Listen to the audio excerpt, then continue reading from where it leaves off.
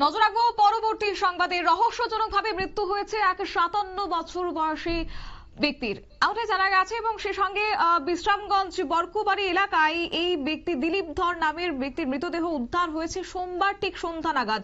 বিশ্রামগঞ্জ থানার police officer নবীন জামাতিয়া সহ police ঘটনাস্থলে পৌঁছেছে এবং মৃতদেহ উদ্ধার করে বিশ্রামগঞ্জ প্রাথমিক স্বাস্থ্য কেন্দ্রে নিয়ে আসে। গোটা বিষয়কে কেন্দ্র করে পুলিশের বক্তব্য কি রয়েছে শুনুন।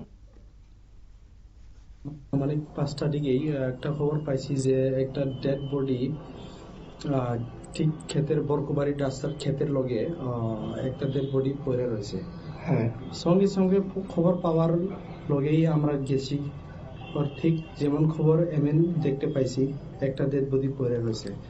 পরিবর্তে আমরা জিঙ্গায়া জানতে পেলাম যে এই যে ডিসিজটা হইলো দিলীপ ধর, বয়স কাছাকাছি অনুমানিক যে জানতে পারছি 57 বয়স। আর বাবার নাম লেট শচীন্দ্র ধর। স্যার ওনার বাড়ি কোথায়? বাড়ির বিশ্রামগঞ্জ বাজার বরকুবাড়ি রাস্তা। স্যার বর্তমানে এখন বডিটা কোথায় রয়েছে? আমরা বর্তমানে ডেড বডিটা বিশ্রামগঞ্জ পিএসসি মর্গে ঢুকিয়ে দিছি।